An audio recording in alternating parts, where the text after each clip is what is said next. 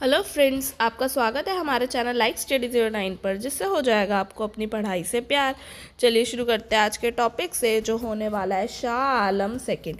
ठीक है, हम जो है पोस्ट मुग़ल या लेटर मुग़ल्स कह लीजिए, उसकी जो है हम एक तरह से सीरीज़ को कवर कर रहे हैं कि उसके बाद जो है कौन कौन रूलर या बादशाह वहाँ का रहा है।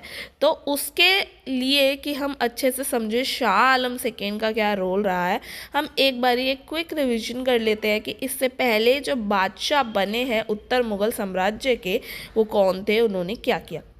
तो सबसे पहले जो बादशाह बने वो बहादुर शाह थे। ठीक है, और वो 65 वर्ष की उम्र के थे, जो कि बेसिकली बूढ़ा बादशाह कहा जाता था उन्हें। ठीक है, ये जो है मेल मिलाप की नीति को अपनाते थे। उसके बाद इनका जो बेसिकली बेटा कह लीजिए जहांदर शाह, वो जो है जुल्फ़िकार खां की हेल्प से जो है यहाँ पे थ्रोन पर बैठ जाता है। और इसके बाद जो है जहांदर शाह का बेटा भाई जो है अजीमुश शाह, उसी का बेटा जो है फ़ारुखशियार जो है बेसिकली भतीजा जो है, वो इसे हरा कर मार के जो है सैयद ब्रदर्स की हेल्प से थ्रोन पर बैठता है। अब सैयद ब्रदर्स कौन थे, तो अब्दुल्ला खां, हुसैन अली खां, ठीक है, जो बेसिकली इलाहाबाद का और पटना के सूबेदार थे। ठीक है, अब फ़ारुखशियार जहाँ अपनी पावर को इंजॉय करने लगा कि भाई ब्रिटिशर्स को जो है मैग्ना कार्टा दे दिया, मराठास को मैग्ना कार्टा दे दिया, तो भाई ये सैयद ब्रदर्स खुश नहीं हुए। उन्होंने ट्रीटी करी दिल्ली में मराठा से बालाजी विश्वनाथन के साथ और मारवाड़ के अजीत सिंह के साथ कि भाई पहले फ़ारुखशियार को हरा के मार के जो है हटा देते हैं, उसके बाद आप लोगों की इच्छाएं भी पूरी की जाएंगी। तो उसके बाद जब उसे मार दिया गया तो एक कठपुतली राजा तो बिठाए गए, जिसके लिए जो है जो है उसी के दोनों भाई रफ़ीउद दराज और रफ़ीउद दौला को जो है बेसिकली शाहजहाँ सेकंड को बिठाया गया। ठीक है, जिसके बारे में हम ऑलरेडी बात कर चुके हैं, जो सिर्फ 2-3 महीने ही बेसिकली रूल करते हैं। उसके बाद जो है मोहम्मद शाह रंगीला आता है। रंगीला टाइटल उसे इसलिए मिलता है क्योंकि वो हरम में रहना, स्त्रियों के साथ रहना ज़्यादा पसंद करता था। बट उसके टाइम जो था वज़ीर बदल गया था, तो निज़ामुल मुल्क या फिर कह लीजिए चिन कुली खां जो है वो इसका जो है वज़ीर बना था, जो सैयद ब्रदर्स को मारता है। क्योंकि भाई अगर सैयद ब्रदर्स रहेंगे तो ये क्लैश तो चलते ही रहेंगे, इसलिए सैयद ब्रदर्स को वो मरवा देता है। और इसी के टाइम पे जो है इन्वेजन्स होते हैं नादिर शाह के। ठीक है, और बहुत ज़्यादा जो है दिल्ली को लूटा जाता है कि भाई 70 करोड़ की संपत्ति को लूट लिया जाता है। यहाँ सब तक तो हमने बात की थी। उसके बाद जो है उसी का बेटे अहमद शाह के टाइम पे इतनी गरीबी आ गई थी कि उन्हें जो है लाल किले के बर्तन तक बेचने पड़े। तो उस समय हमने नाम पढ़ा था इमादुत मुल्क का। ठीक है, ये जो हम यहाँ पे लिखा हुआ देख रहे हैं इमादुत मुल्क, तो इमादुत मुल्क ने उसके वज़ीर सफदरजंग को मार दिया मराठाओं की हेल्प से। यहाँ तक कि जो अहमद शाह रूलर था उसको भी हरवा के बेसिकली हटा के अंधा करके जेल में डाल दिया। और कठपुतली राजा चाहिए था, इसीलिए जो है आलमगीर सेकंड को जो है बेसिकली उसी जहांदर शाह के बेटे को बैठाया। और उसके टाइम पे हुई बैटल ऑफ प्लासी, जो कि एक निर्णायक युद्ध था। आप अच्छे से जानते हैं ब्रिटिशर्स की एंट्री के लिए बैटल ऑफ प्लासी और बैटल ऑफ बक्सर बहुत ज़्यादा इम्पॉर्टेंट रोल प्ले करते हैं, जिसमें हमने इससे पहले जो है आलमगीर सेकंड में जो है बैटल ऑफ प्लासी के बारे में देख लिया था। और उसी समय जो है ये इमादुत मुल्क ने जो है इसे बादशाह बना के इसकी हत्या भी कर दी थी।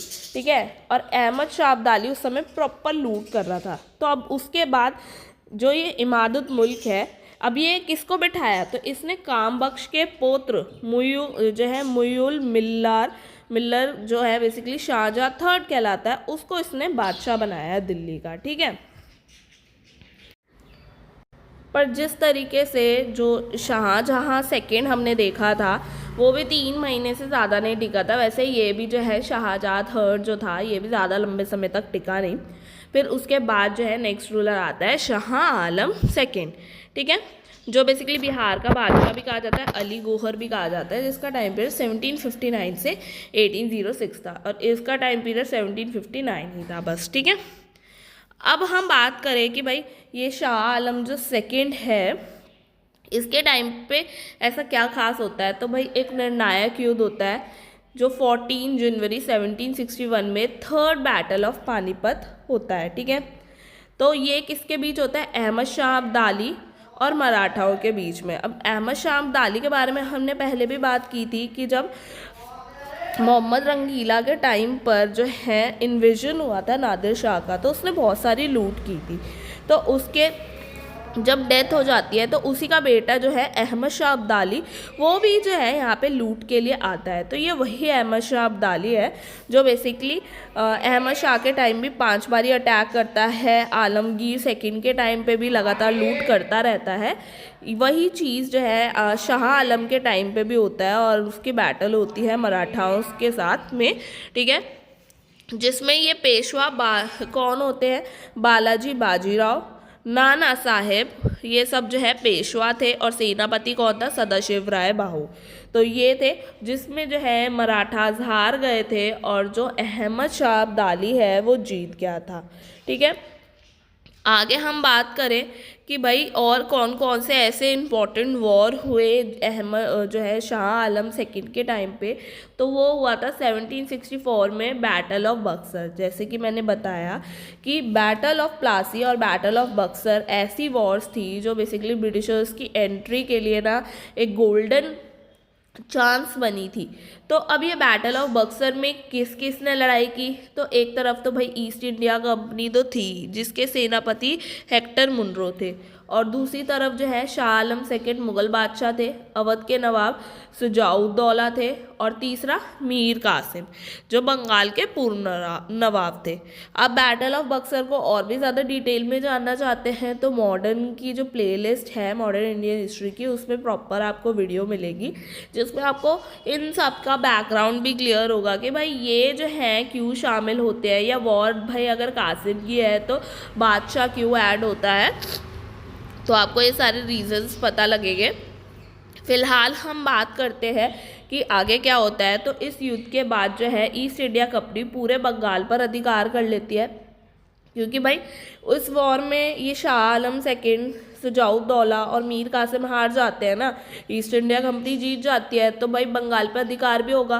क्लाइव को बंगाल, बिहार, उड़ीसा इन सब की दीवानी भी मिल जाती है, और 1765 से 72 के बीच में ये शाह आलम सेकंड को अंग्रेज़ों के संरक्षण में इलाहाबाद में रखा जाता है, जो इलाहाबाद की संधि के तहत तय होता है। तो हम इलाहाबाद की संधि पे भी डिटेल में डिस्कशन कर चुके हैं, आप चाहे तो प्लेलिस्ट में जाके वीडियो को देख सकते हैं। आगे हम बात करें 1772 की, तो उसमें जो है मराठाओं के संरक्षण में इसे दिल्ली पहुंचाया गया। तो इस समय मराठों में कौन था, महाजी सिंधिया, और 1803 तक जो है उन्हें शासक बनाया रखा। और 1788 में जो है रोहिल्ला सरदार जो थे गुलाम कादिर, उसे जो है शाह आलम सेकंड को जो है उसने अंधा कर दिया, ठीक है। आगे हम बात करें कि भाई 1803 में क्या होता है, तो ईस्ट इंडिया कंपनी जो है कन्क्वेयर करती है दिल्ली को और कुछ औपचारिक घोषणाएं करती है, जिसमें हम बात करें पहला तो अंग्रेज़ों ने मुग़लों को अपना पेंशन भोगी बनाया, ठीक है। दूसरा क्या है, भारत में कोई भी मुग़ल बादशाह नहीं, केवल और केवल पद ही होगा, मतलब उनके पास कोई पावर नहीं होगी। अब बस हाँ ठीक है, एक बादशाह की पोस्ट है तो वो पोस्ट के तौर पे मेंटेन रहेगी, आपको पेंशन मिलती रहेगी अपने खर्चे पाने के लिए, बट वैसे तुम्हारे पास कोई भी राइट नहीं होगा कि भाई तुम जो है लैंड रेवेन्यू ले लो या कोई भी मिलिट्री रखो, उस तरीके से कोई पावर नहीं होगी, बस पेंशन भोगी होगे। और थर्ड में क्या बोला, मुग़लों को जो है शक्ति केवल लाल किले तक ही सीमित रहेगी। अगर जैसे कोई भी पावर है कि भाई कि हमने इतने नौकर चाकर रखे हैं, जो भी मुग़लों ने रखे हैं उनका कैसे काम रखना है, क्या रूल्स रेगुलेशन है, तो जितना भी है वो उन्हीं के एक तरह से घर तक चलेगा। लाल किला उनका घर था, तो भाई एक घर की सीमा के अंदर अंदर आपके जो भी डिसीजन है वो चल जाएंगे, बट अगर बाहर का कोई निर्णय होगा तो वो मान्य नहीं होगा। आगे क्या बोला, तो अंग्रेज जो है मुग़ल बादशाहों को पेंशन देंगे जिससे वे अपनी जीविका चलाए, जो कि अभी हमने ऊपर देखा था, पेंशनकारी बनाएंगे, तो बात तो वही हुई ना, ये पेंशन देंगे। तो राजस्व लेने का जो मुग़ल साम्राज्य के पास अधिकार नहीं रहा। तो अब पॉइंट सारे वही आते हैं, जब मुग़ल बादशाह को केवल पद ही बनाया है तो इसका मतलब तो यही हुआ ना कि भाई राजस्व लेने का अधिकार किसे होगा, केवल और केवल ब्रिटिशर्स के पास होगा।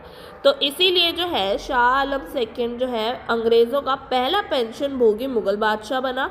और अब भारत के जो है मुगल बादशाह में आनुवांशिक होने की संभावना कम थी, मतलब हो सकती थी, ऐसा नहीं है कि नहीं हुआ, ऐसे ही होगा, बट कंपल्सरी इसलिए नहीं हुआ क्योंकि अब जो है अंग्रेज़ों द्वारा जो है मुग़ल बादशाह की नियुक्ति की जाएगी कि अगर तुम्हारा सन भी होगा तो कौन सा वाला होगा।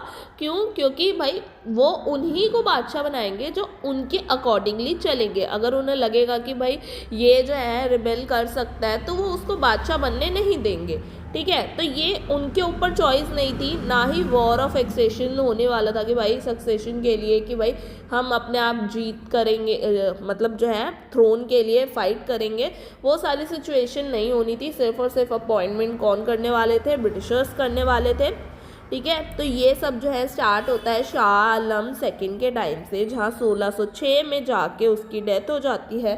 और उसके बाद जो है नेक्स्ट बादशाह जो बनता है वो अकबर सेकंड होता है, जो बेसिकली शाह आलम का बेटा ही होता है, ठीक है। तो उसके बारे में जो है अब हम अपनी नेक्स्ट वीडियो में पढ़ेंगे। तो आई होप आपको आज की क्लास अच्छी लगी होगी। अगर आपको आज की क्लास अच्छी लगे तो प्लीज़ लाइक शेयर सब्सक्राइब करना ना भूलें, बेल आइकन को दबाना ना भूलें, कमेंट्स में अपने फीडबैक ज़रूर दें। मिलते हैं नेक्स्ट वीडियो में, तब तक के लिए गुड बाय।